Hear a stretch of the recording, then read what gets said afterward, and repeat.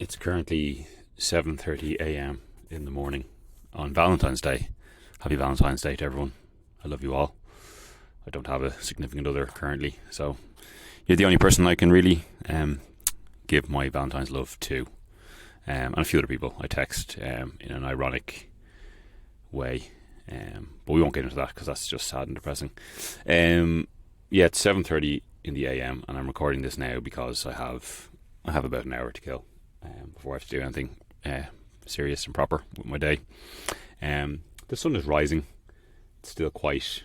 It's most certainly still in the interim part of dawn, going from dark to light. Hard to tell what kind of day it's going to be. It's somewhat overcast. I haven't checked the weather. I get a feeling it's going to be. It's muggy already. It's probably already about 10 degrees, and I think it's going to be a misty rain kind of day. We're getting into that part of the year because last week it got nice and cold again. Last week, low single digit temperatures, but it was bright, it was clear, it was still, and we can deal with that. That's nice kind of weather. But we're getting into that, early spring. Technically, I don't think it's quite spring. I don't think it's spring until March, really. The calendar might say differently, but the actual weather, I think, would say otherwise. But we're getting into that kind of phase where it's not cold, it's not warm, it's going to be wet, probably up until we'll get that kind of false dawn summer in around April. April time we'll get a blast of heat, then it'll dip down again going into May, and then hopefully we'll have a decent summer. Because I've already got plenty of gigs and things lined up. No holidays booked as yet, but I really should look at that. I did look at taking a break, because I'm doing another thing in the evenings where I'll have a break is it at the end of March? In the end of March into the start of April. I'll have a couple of weeks free. I was looking at maybe taking a few days to go somewhere, but fucking hell, prices of flights have certainly gone up in recent times. But we'll see. I do feel like I need to get away somewhere, because it's been a while. What's the last trip I took? Where was I last? It's been a while. Was it London? I feel like I was in London not so long ago. I can't remember the last place I was. It's been a while. Anyway, already I'm 2 minutes in, and I haven't said anything of any relevance to anyone. Sitting in the Peugeot Partner. So hopefully the acoustics are fine. Engine off and parked up. As I say, I've got time to kill. What time is it actually? Just keep an eye on the old clock. 25 to 8. I have until about 8:30. Hopefully I won't ramble on for an hour, but it's quite possible I will. Quite enough motoring week as ever this time of year, and because nothing's going on, and I still don't own a vehicle. Someday I'll come in with some good news and go, hey, I bought a car. But no, nothing has. Well, there's one thing. I'll get into a couple of things in my classified finds of the week one of which I might generally, because a couple of my mates are really pushing me into getting it. So I'll have people to actually bring me to go view it, and I won't have to go solo and feel pressured by the owner because I'm soft. But I'll get into that near the end. Did I see anything of interest? I saw a lovely factory fresh. I think it was either Wednesday or Thursday last week. Factory fresh Volvo 740 GL in gold, cruising along. That was lovely to see. What else did I see? Saw an E32 7 Series, left-hand drive, but on Irish plates. So I feel it might be one of our Eastern European brothers who has moved over here several years ago and brought his car with him. No badges on it, so I don't know exactly what engine it was running. But it had a fruity exhaust on it. Fruity exhaust, and it was somewhat lowered with a deep dish alloy, with a little bit of camber, not JDM VIP spec. It was slightly modified, but it had a fruity exhaust in it, and it sounded like it was possibly a V8. That was good to see. Nothing like a handsome old 7 Series to remind you how terrible current BMW design language has gone. Anything else I saw? I saw a Nissan GTR in, I want to say Ranelagh. GTR sounds very American. GTR in Ranelagh, which is good to see. It was on Irish plates, a proper Irish Nissan GTR, which is a car that really does interest me. It's the car I'd like to own. I don't know if it'd be because I looked up because there was one at Cars and Coffee in Bray there, the weekend before last, on Northern Irish plates, and me and my mate were looking at it, and we were both like, there's something very appealing with it. I think they look cool. People, it's not elegant, but it's muscular. All power off brute force. I don't know what I'm trying to say, styling wise. It's not elegant. It's not a European sports car. It's very much a Japanese sports car. But yeah, there's something very appealing about them. You do, from over the years, it's definitely a Marmite car. Some people absolutely adore them. Some people don't have any time for them. But I'd love to run one for a little while. Not that I have the money to do it, but just to see what they're like. Because I feel like I'd either get it and go, okay, I've got that out of my system. I can move on and get my 911, which is probably where the money should go. Or it'll just completely get under my skin and I couldn't live without this thing. But yeah, it was nice to see one on Irish Place, because after we saw that one in Cars and Coffee, I went on the Irish Classifieds, and there was 3 for sale, but all of which were on UK plates, and I think they did sterling prices on them as well, or even euro. But anyway, even on the UK plated ones, were going for about 40 to 50. And obviously, then if you're going to register it, I would imagine the VRT on a GTR would be pretty hefty. So I'd say you're probably looking about 60 or 70 to get into a GTR, which is quite a lot. It's probably about what they cost when they were originally released. Because it was relatively, all things being relative, it was a very affordable, quote unquote, sports car at the time. But the price has steadily increased. But yeah.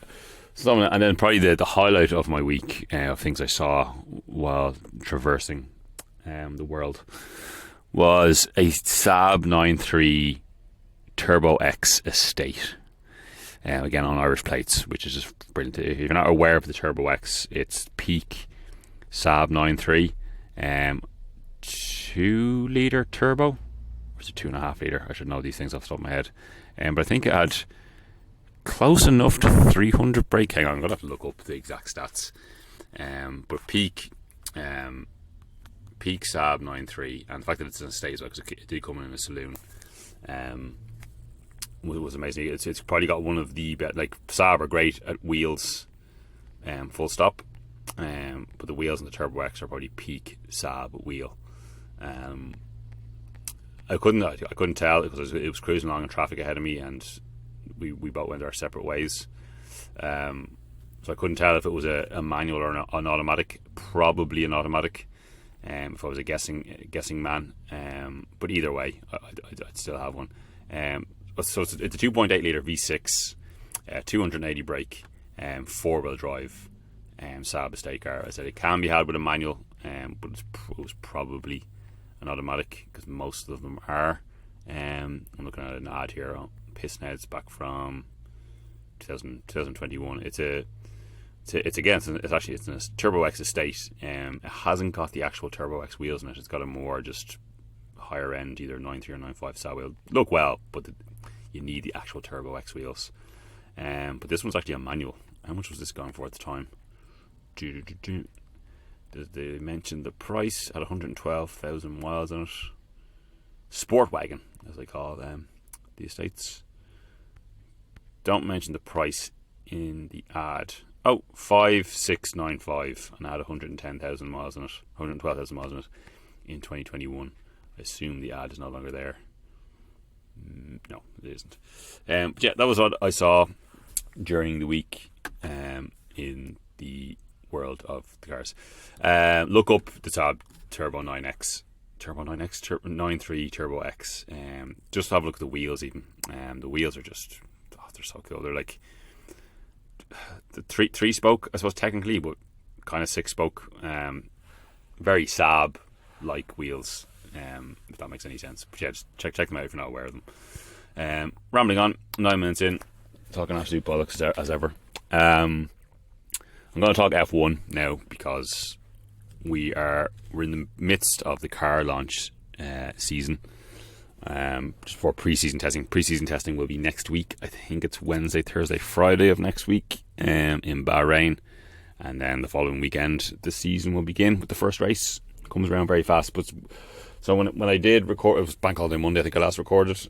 Bank Holiday Monday. I went to Bank Holiday Monday after I did this on the fly last week, as I'm doing now, because I went to the cinema of a Bank Holiday Monday in the middle of the afternoon. Went to a 2:30 showing of American Fiction, which good movie. I don't think it's it's groundbreaking by any means, but good comedy drama, which is good to see. It's not a fucking superhero movie.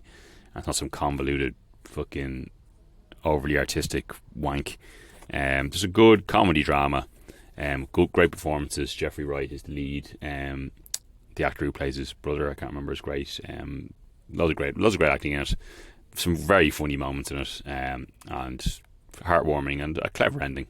Good movie, I'd recommend. The reason I went to see that was, one, because it was all that was on around that time that I hadn't seen. I've been consuming an awful lot of movies. I think I've probably already watched pretty much new movies, bar one or two. I think I've watched at least 20 movies already this year. There's method to my madness. There's a reason why I'm doing it. It relates to that thing I was talking about that I'm doing in the evenings as well, which I won't get into because it's got nothing to do with cars and I can't really talk about it at the moment.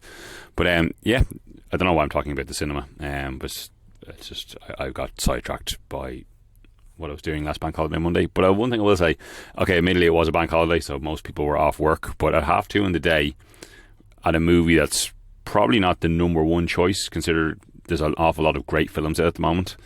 The cinema was packed out. Now, I wouldn't say it was a completely sold out show, but it was, every row had several people in it. And it was a big enough screen. It was in Cineworld in town. And like, I've seen a few movies recently. Apparently Ireland has the greatest cinema attendance in all of Europe. So yeah, like we've been kind of led to believe that the movie industry is in decline, but I don't believe it for a second.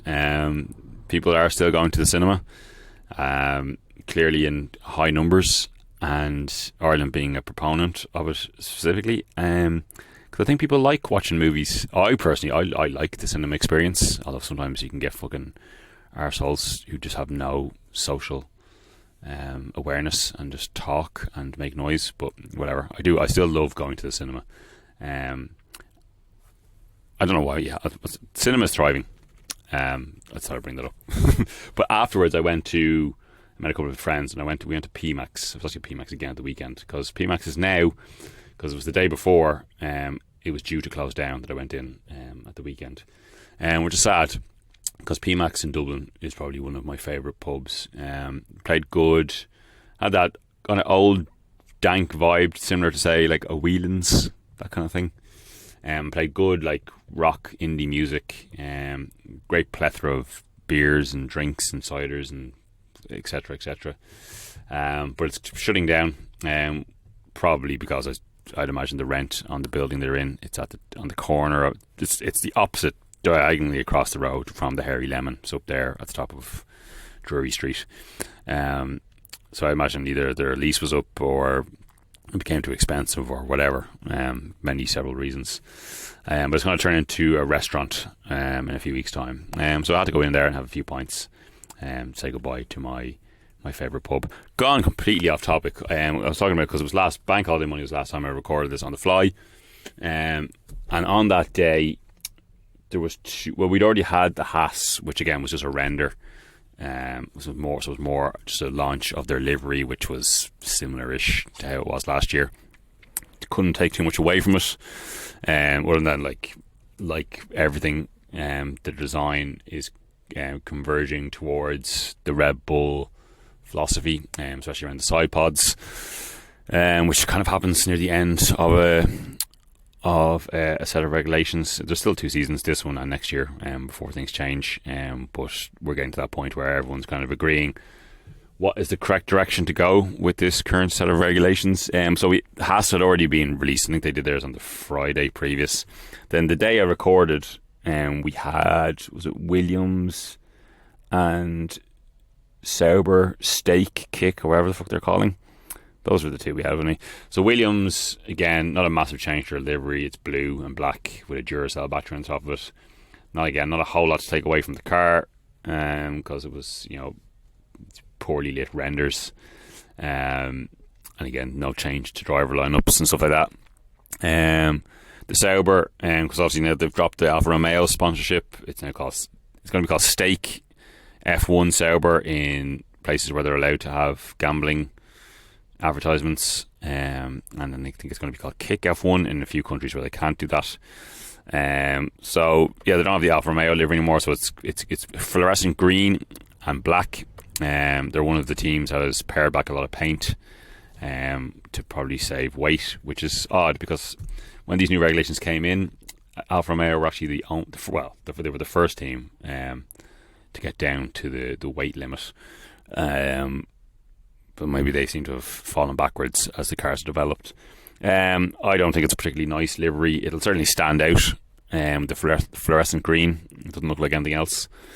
Again, nothing really to take away from the car. It was just a shitty, poorly lit renders, and no change to the driver lineup.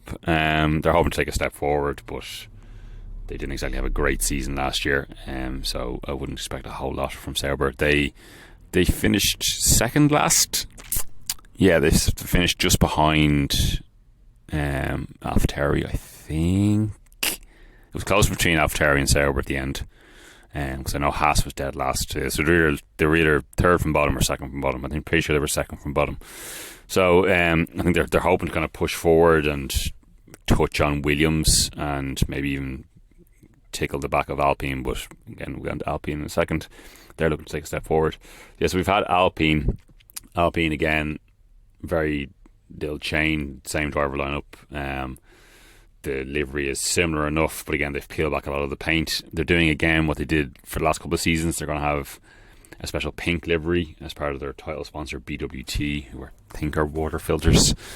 A pink livery for some of the races. They didn't say exactly which ones, but I think it was the first 3 last year. Although, again, because they peeled back a lot of the paint, the difference between the normal livery and the pink livery pretty indecipherable. Now, again, that was probably the most exciting thing, if you can call it exciting, from the Alpine launch, because again, not much has changed and there wasn't much to tell. We also had Visa Cash App or whatever the fuck, terrible name, dreadfulness. Their launch was very, very low key for reasons I'll get into in a moment. But again, not much change. Well, change in the sense that they're supposed to have this new identity. They've moved a lot of stuff away from Faenza, was where the team was originally based, which was way back in the day before it was AlphaTauri, before it was Toro Rosso. It was Minardi, and it was based out of Faenza in Italy. But they've moved a lot of stuff over to Milton Keynes in with Red Bull. They're really they are assimilating with the parent team a lot more than they once did, although they kind of contradict themselves by saying they're trying to create an identity though which has a terrible name, which is Visa Cash App ORB, and they've yet to really decipher what the ORB stands for. They copyrighted Racing Bulls, but they're not calling it Racing Bulls, and when you hear ORB you just think of Red Bull, because the Red Bull cars are called ORBs. All very confusing. Again, not a whole lot. Again, they're sharing a lot more parts with the Red Bull, so it's going to be very similar to, I think, to last year's Red Bull. With the parts they're allowed to use, you're allowed to use mechanical parts. So I think it's taking the front suspension, rear suspension, gearbox, power unit, obviously the same from Honda. Any aerodynamic surfaces have to be done by the individual team, and they say it should be penned from a pencil, which, although Adrian Newey is famed for still using a pencil and a drawing board, how much of that's true, I have no idea. Teams can obviously do their best to copy aerodynamic designs through visual images and from the eye, but you can't share that information. Well, so they say. I'd be surprised if people in Red Bull don't tell people in the canteen at Visa Cash App or VCARB, as it's being touted as in an acronym, which sounds like a fucking nutrition energy drink or something. Kind of looks like last year's Red Bull. again, pinch of salt as to anything about the cars because it's just poorly lit renders. The livery, though, they're saying they're going to try and get a new identity under this new naming strategy, blah, blah, blah. Although the livery is very similar as to what the livery was for Toro Rosso, which was a nice livery. It's a vibrant blue with flashes of red, a bit more white on this V-carb car to incorporate the Visa sponsorship. But yeah, again, same driver lineup, and it's going to be essentially last year's Red Bull, which you would think would mean it'll be a fairly effective midfield car, but we shall see. They want to have a better season than they did last year. They struggled near the beginning, and also there was a lot of chopping and changing with drivers, which De Vries kicked out and then Ricciardo brought in, and then Ricciardo had his injury, and then they had Lawson for a while, and then Ricciardo came back, and yada. Yuki will be going into his 4th season, so he really will want to, he want to prove a point. If he wants to keep his seat in F1, I'd say he's been steadily improving, but you do think he needs to make a leap. He'd have to convincingly either match or beat Daniel Ricciardo, I think, to be safe going into this crazy silly season we have coming up. I think with 14 drivers out of contract. Well, I think it's now down to 12 because both Charles Leclerc and Lewis Hamilton, their future has been sealed. But yeah, I'll stop talking about V-carb now, because who else have we had? I'll talk about Stake, I'll talk about Haas, I'll talk about V-carb, Williams, Alpine, Aston Martin.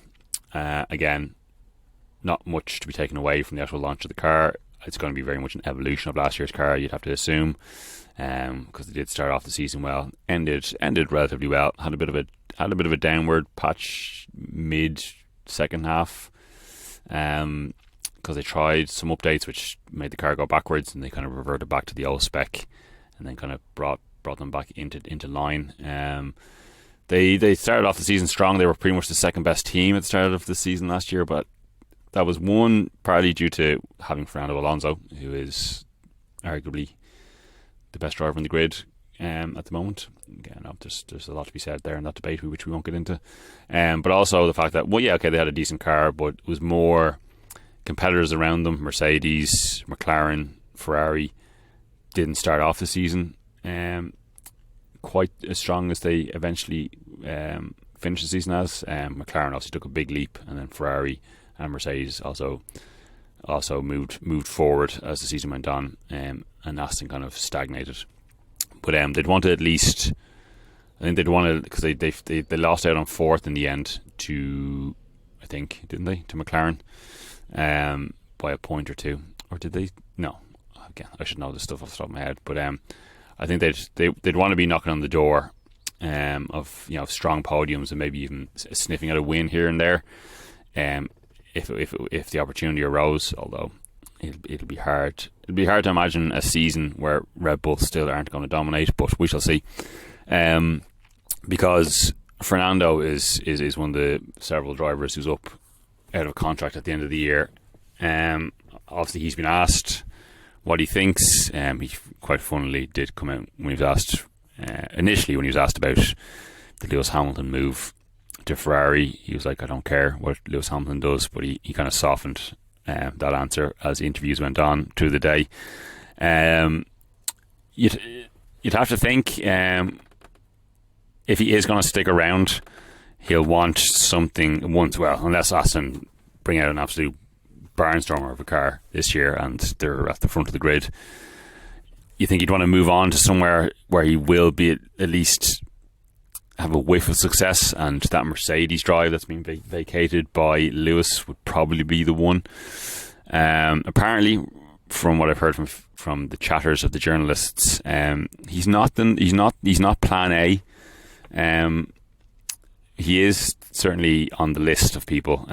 Flavio Briatore posted a picture on his Instagram. Flavio, the controversial businessman from Italy, who was team principal at Benetton during the glory years of Schumacher in 94, 95. and then had a successful run as team principal at Renault with Alonso. He is Fernando Alonso's manager, but he posted a picture on his Instagram where he was having lunch with Toto Wolff, which only added fuel to the fire as to talks as to Fernando Alonso going to Mercedes. But apparently it's not Plan A. Apparently Plan A is still to potentially bring in Kimi Antonelli, their young rookie who will be in F2 this year. But it will very much depend on how the F2 season goes. So I think he'll have until mid-season to prove a point. If he's crushing it, if he looks like the next Max Verstappen, if he's making a mockery of the rest of the F2 grid and romps out to a rookie championship, he could be announced middle of the year. They'll take a punt on a rookie and put him in beside George. If it doesn't look like he's going to be blowing the doors off everyone on F2, then I think Alonso might be the option, and I think they might put Antonelli in at Williams, if they let go of Sargent, or if Albon has to be considered. But there's a lot of chatter that Albon has already signed a pre-agreement with Red Bull for 25. Is it? I think 25 or 26. It's all very up in the air. We shall see. But like Alonso, when he was asked whether he did an official F1 interview after the launch, and he did say no, he's still fit, he's still competitive, he still wants to race. But he did also, say like he is 42, and he did say like it's pretty much 10 months of the year now where you don't see any of your family, and it does take up a lot of time, and recovery is not as easy as it once was. When he was a younger man, so maybe we can't rule out the fact that Alonso might just retire. But it would be great for him to. I think if he does get offered the Mercedes drive, I think he would take it. Even a year with the option of a second might even do him. Because even if he could fight for a championship and even just get a couple of wins, before he retires, he deserves a little bit more before he walks away from the sport, even if it is just a win or two. But although it would be great for him to see him get another championship. But again, look, we're going to be talking about fucking driver changes for months to come. The Aston, not much to be taken from. It's the same livery, same driver lineup, and it's very much an evolution. It's going to be an evolution of last year's car. Stroll, it's hard to know where Stroll will be. He's on a rolling contract, and while his dad's the owner of the team, it's hard to say whether he'll stay or go. He had an up and down season last year. But whatever, I'm not going to spend time talking about Lance Stroll because I don't care about him. And then the last one we've had so far is Scuderia Ferrari, which was launched yesterday, February 13th. Unlucky for some, and probably Ferrari. There was at least some things to take away from the Ferrari launch. One, they had a new livery, which is quite nice. They've kind of got reverted away from the red and black. Obviously, the car's still red. So they're actually one of the few teams this year that have a fully painted car. It's red, and where the black was is now white on the livery. And it's a good looking livery. It's got flashes of yellow in it. They've painted the wheel covers. Looks cool. It's a step on from last year. Last year's one, although black and red is usually works, kind of a throwback to late 80s, early 90s. For F1 cars, I don't know, it wasn't their best livery they've ever had, but this one's nice. They did launch the real car, and they used some of their. I think all the teams have 2 filming days. Filming days they're called, which they're allowed to use to run the cars for promotional purposes. Although it obviously does give them some track time and get some data in. So they used one of their media days to throw the car around with Charles behind the wheel around Fiorano. So we could see the actual car. Again, there'll be parts that will definitely be changed both through testing and before it actually hits the grid for the race in Bahrain. But again, it's very much an evolution of last year's car.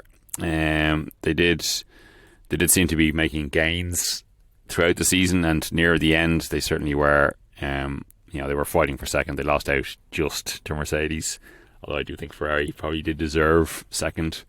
Which is a bit of unfortunate here and there. It'd be nice if they could have a push. At least be knocking at the door. Red Bull. It'd be hard to say they could beat them, but we shall see. There's always, as is the case with Ferrari, there's always next year. But it'd be nice to have a bit of a competitive season. And as much as it's probably likely that Red Bull will dominate again, a new season always brings in the hope that things will change. Things will be different, and we'll have some action. A lot of drama over the off season, thankfully, to keep us interested. With the whole Lewis signing for Ferrari, because we're going into a season where there's no driver changes, and it was a relatively dull season when it came to competitive racing on track. And there's one other controversy which we'll get onto again in a moment. But yeah, so at least we did get to see the actual car, and we saw it running, and they have a new livery. Same driver lineup, although we know Lewis is now signed with Ferrari for 2025. Carlos was obviously asked, and Charles was asked about the whole Lewis thing.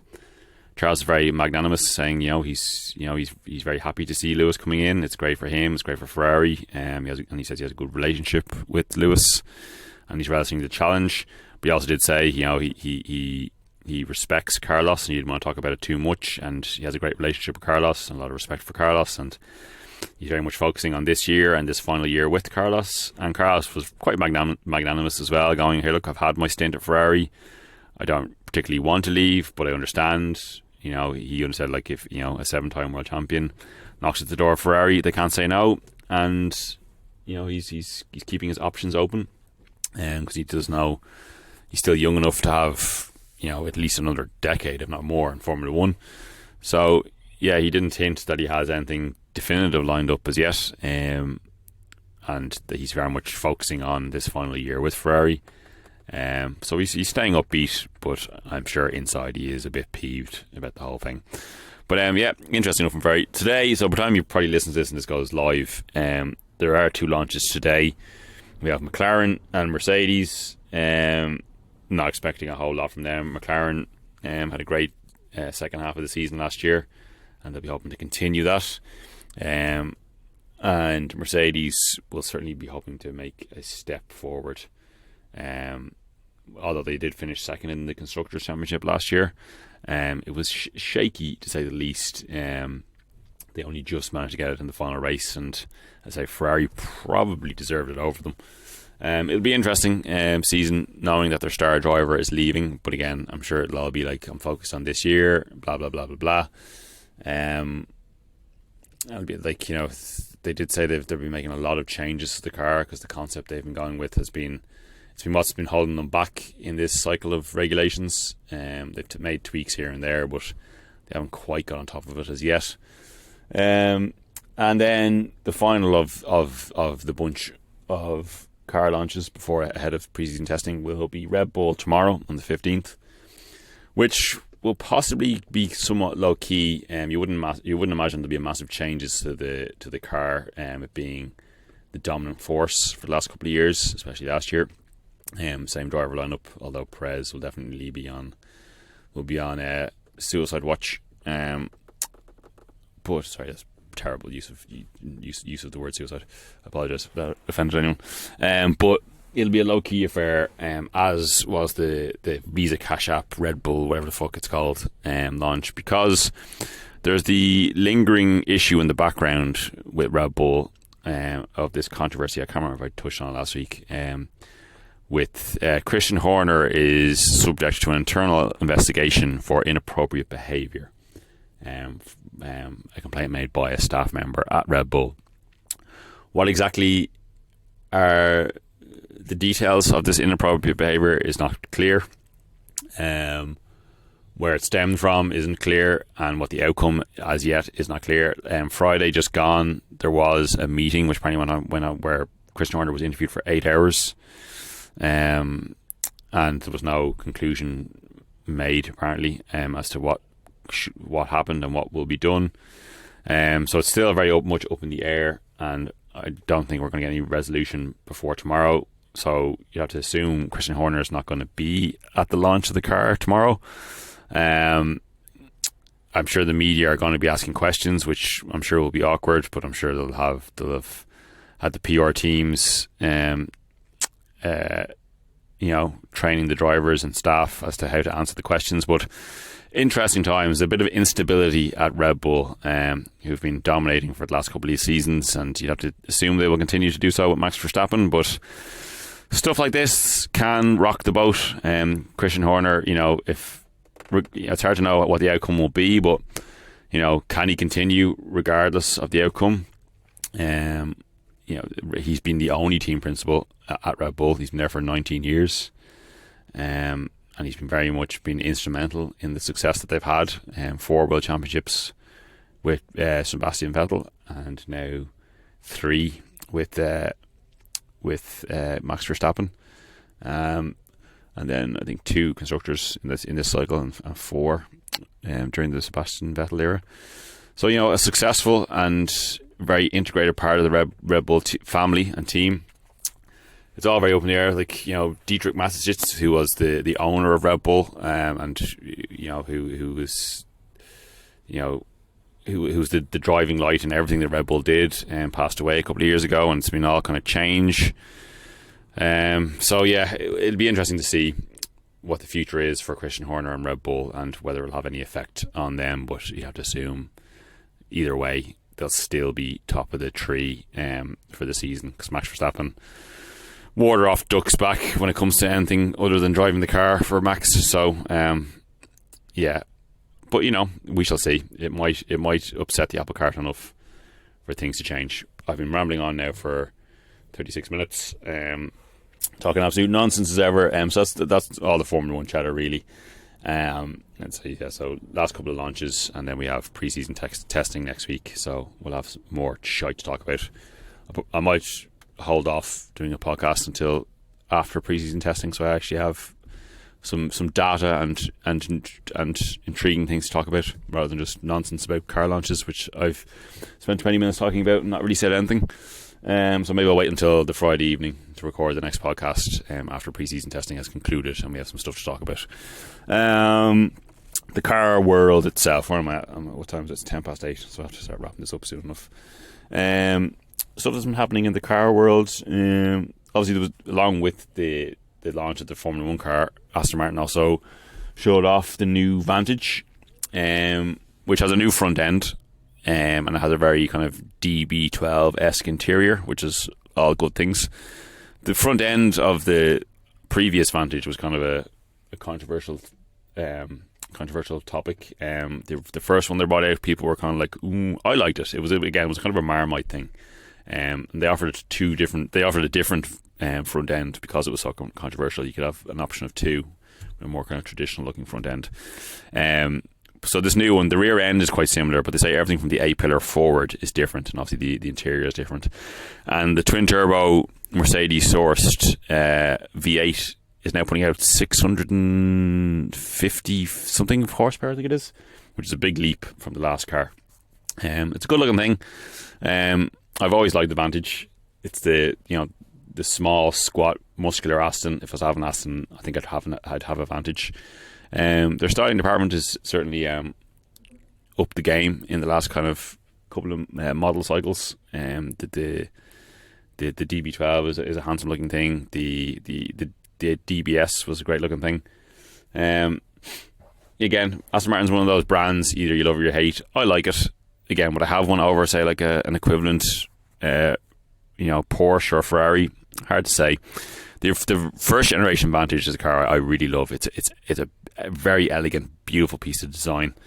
Apparently, the V8 one's not the last word in performance and dynamics, but I think you can get them for about 30-40 grand now. And it's a very good looking car, and it certainly wouldn't a bad thing, although it would probably break. But it's a car I very much love. The V12 with a manual gearbox is obviously a fantastic thing just because of what it is. So the new Vantage, which is nice, and they also launched the GT3 version, the track car, obviously not GT3 as in Porsche 911 GT3 for racing purposes, which will be their contender for the GT3 category in World Endurance Championship, Le Mans, etc. Again, cool looking thing. Racing Astons are always cool, and it's a V8, so it'll sound amazing. So we had that. The MX on Saturday, the MX-5 was officially 35 years old, which is mad to say out loud. So no doubt we'll have a 35th anniversary edition soon. MX-5s, you can't not love them. I obviously tried to rent one when I was in Germany last year, and all of about 20 minutes into having it, I got a puncture. I had to return it, and it was replaced by a Golf. But I did enjoy the 20 minutes I had it for. I've driven an NA, I've driven an NB, I've never driven an NC, and then I had that ND for 20 minutes. All lovely things. The NC is kind of the ugly duckling, quote unquote, of the bunch, because it kind of got bigger and heavier, and dynamically, again, from what I've read from reviews, it's not the best of the bunch, although they're all definitely still fun rear wheel drive manual sports cars. I like the way the NC looks, especially in facelifted guys. It's got widened arches, and it's quite muscular looking. I like it. The ND I think is a great looking thing. I think the MB is the worst looking of the bunch, because they had to get rid of the pop-up headlights. It's essentially a facelifted NA, and the NA is the NA. It's an icon at this point. But yeah, so an NC, I think an NC would be a good thing to buy now, because the NA and the MB have gone a bit mad price-wise, because their cars starting to become collector's items, especially if you can find one that hasn't rusted to bits. And the NDs are still, because it's still in production, are still too new to have fallen in price. So an NC, a good, well looked after NC, would be a good, I'd say you can get a good one for about $5 or $6,000. And then you could fiddle with it, give it some nice little suspension tweaks, some nice brakes, help the breathing of the engine, a little exhaust, maybe, induction. Nice little thing that would be. Anyway, 35 years, happy birthday to the MX-5. Pagani released a Huayra or Evo, so a track version of the Huayra, which has 900 brake horsepower and loads of aerodynamics, and apparently it'll lap racetracks around the same time as an LMP2 car. It's track only. We should care about it more than we should. The Huayra never really grabbed in any guys like the Zonda did. I remember when the first year of production it came out, it got joint first position for Evo Car of the Year, along with, I think, an Exige at the time. Yeah, so it's obviously it's undoubtedly an amazing thing, the Huayra, in whatever guise you get it, but it just never grabbed. Partly because of the turbocharged engine, going from a naturally aspirated V12. It was never going to be as hourly satisfying, but also the looks. The Huayra never looked, even with the crazy active aerodynamics, it just didn't visually grab you as well as the Zonda did. The Zonda, I love a Zonda. They've gone crazy price wise because they built them on such low numbers, and they've become so iconic. But obviously they did a Zonda Or and a Zonda Or Evo, and we all loved them. We all still do love them, and they really grabbed the attention. But I don't know, the Huayra just doesn't light a fire under my arse like the Zonda once did. Anything else going on in the car world? The new Taycan was launched. It might have even been launched before I recorded my podcast last time, but I just didn't talk about it. It's new one, same as the old one, styling wise. Looks very similar, slightly uglier. The lights are slightly less good looking, although maybe they made them more difficult to steal, which I'm sure you've seen all about that, Porsche lights being stolen, so people can use them in grow ops to grow weed, cutting them out of cars. But yeah, so it's slightly different front headlights, but other than that, it's very, very, very similar looking to the previous Taycan. It's more about the tech. It's got longer range, better batteries, etc., etc. But yeah, even by Porsche standards, new one, same as the old one. It's the Porsche are kind of jokingly referred to as, not styling their cars from generation to generation, but this one really takes the biscuit. If I was having EV, you would have to consider a Taycan because it's a Porsche.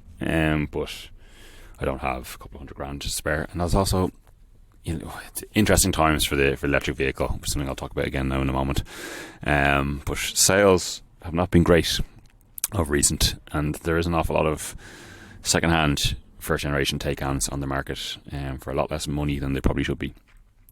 There was that cool RS6 GT, kind of the run-out limited run RS6 Avant that comes in a Audi Motorsport Heritage livery. It's got, apparently I don't think it has any more power than the RS6 Performance, but it's slightly lighter weight. It's got funky wheels. It's got that cool livery on it. Although motorsport liveries are, again, a Marmite top topic. But it's got suspension tweaks, lots of aero and stuff, and it's just it's a collector's item. I like it. I'm not mad about the current generation RS6, but if you had a big collection of cars, or Audi specifically, it's something that'd be nice to have in the collection. It's just a cool thing. Would I ever own one? Probably not, unless I had gazillions of euro, which I don't, and probably never will. A Jag XJL has just pulled in front of me. The last generation of Jag XJ, which is a fantastic looking car, which has not been replaced. They were going to replace it with a full EV, but then they canned it. But there is talks of that coming back.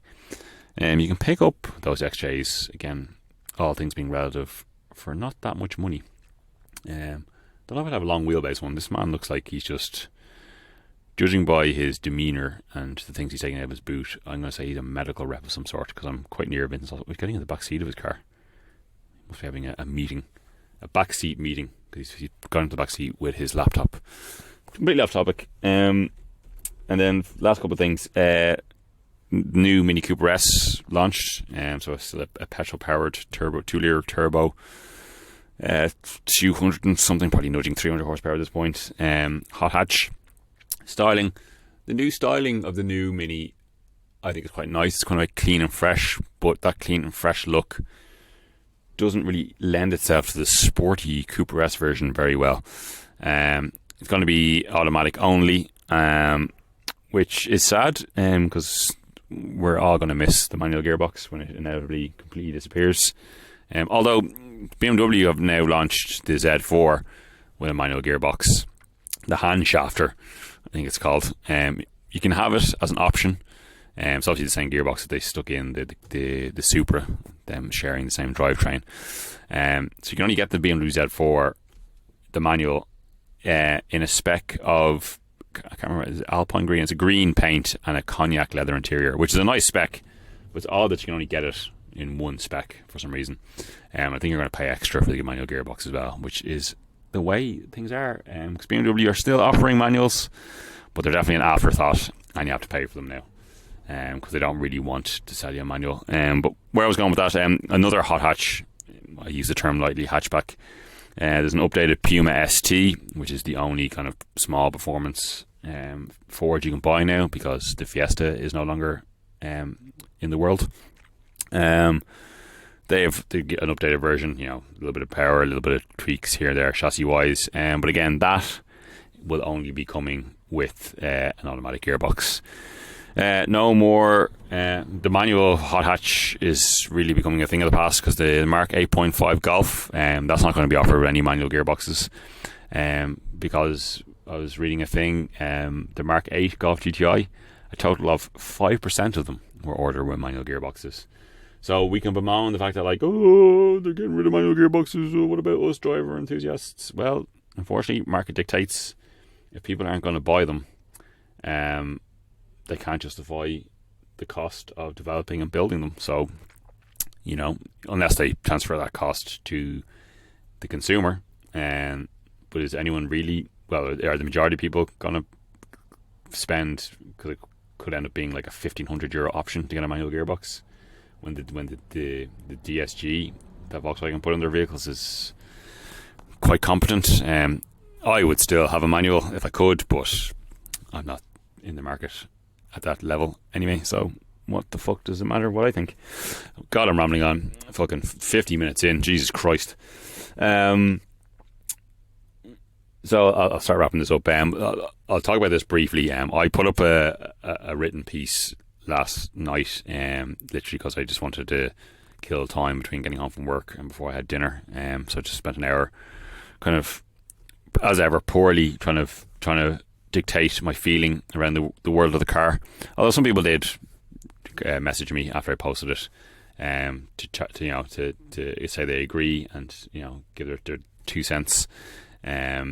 There's plenty of bits I didn't put into the article because I rambled on too much and it would have been too long and no one would have read it. And again, you're not coming to me for hard-hitting journalism.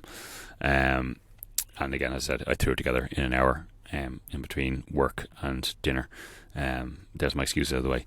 But I was just saying how, as a car enthusiast, and I've mentioned this on the podcast a few times, that like we're definitely in end times when it comes to what we love as a car. Now, as I was about to mention earlier, EV sales are on the wane currently. They've dropped significantly. Your one Nadia from Ashford Motors, I'm sure everyone's aware of. She posted a thing yesterday saying she's not taking in any more EVs and she won't be selling any for a while, because they just can't justify them.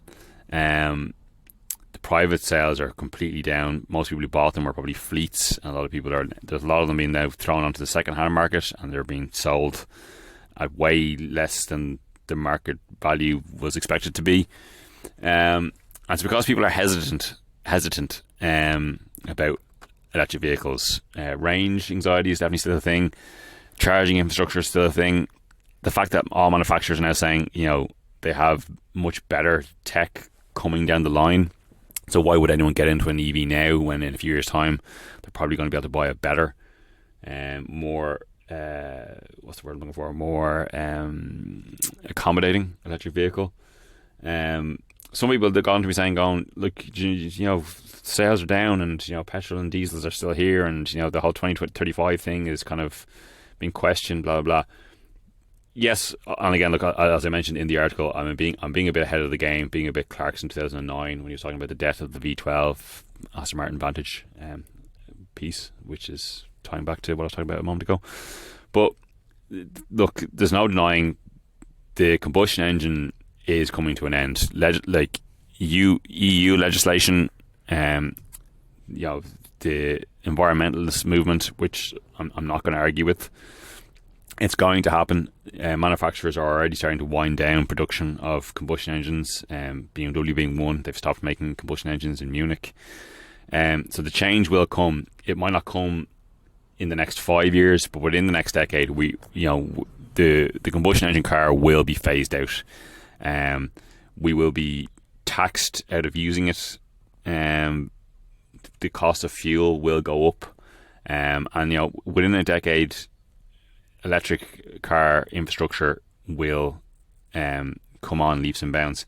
I know Akio Toyoda has come out and saying he thinks that only 30% of cars will be battery electric vehicles, which I hope is true. But even if we go to a stage of hydrogen fuel cells and stuff like that, they're still going to be powered by electric motors. There is talk of synthetic fuels keeping combustion engine vehicles going, but I said I don't think manufacturers will be producing combustion engine cars in a decade's time. So while we might still be allowed to use them and fuel them, I don't think there's going to be a future of combustion cars. But as I said in the piece, look, we still have several years where they will be produced. There's still over 100 years of history and a wealth of combustion cars that are still out there. So it's not over yet, but as I said in the piece, it's very strange to have a hobby that looks like it's coming to an end. Other hobbies just don't have that, generally. Being a car enthusiast is a strange affliction, as you all know if you're listening to this. But that's as much as if you read the piece, I didn't quite vocalise exactly what I was trying to say. Well, some people said they got exactly what I was trying to say. But read the piece. and take from it what you will. It's up on my Instagram there, or you'll get to it through the podcast link. It's all up on the same website. And let me know your sentiments. So I'm coming up on an hour, so I'll start wrapping this up. There's absolute bollocks as ever. So I'll round out with my usual classified finds of the week. So these are the ones that, like, one of these I might actually be going out to view, but there are some question marks. But the one that I'm not going to view, but at the same time I would consider, a 2004. So it is a facelift Rover 75 1.8 litre manual, for sale in, I think it's County Meath, or is it County Kildare? I think it's Kildare actually, or Kilkenny, somewhere in Leinster, for €1,250. Now it doesn't have any tax or anything. I think the NCT was out in the middle of last year, but it does look quite tidy and looks like quite an honest ad. €1,250 for a Rover 75. I'd consider it. The other one then is a Mark II VW Polo bread van, for €1,500, and with an extra €200, he'll throw in a set of BBS or a wheels to go on it. It does say there's a bit of rust at the bottom of the driver's door, and a bit of rust under the battery mounting plate, which are common areas, especially in older cars. If that's the extent of it, it could be a winner. I had one of those a few years ago, which is still doing the rounds within my friend and his father. My friend who is in that circle, he's one of the ones who's poking me to get it, because he kind of wants to buy it as well, but he doesn't need another one because he doesn't use the one he has. Him and his dad are currently co-owning, and there's no space for it.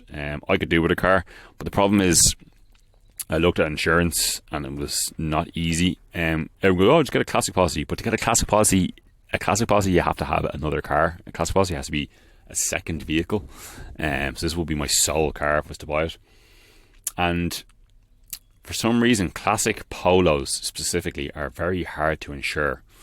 A lot of people, for some reason, don't want to touch them. I don't know why. They seem even more difficult than other classic cars. But €1,500, I still might go out and have a look at it and buy it anyway, and deal with the rest of it afterwards. That one's up on Facebook. I think it's on the Autostat up on Facebook. It got sent to me by another friend who's poking me into trying to buy it. Because €1,500 isn't a whole lot of money for a classic car these days.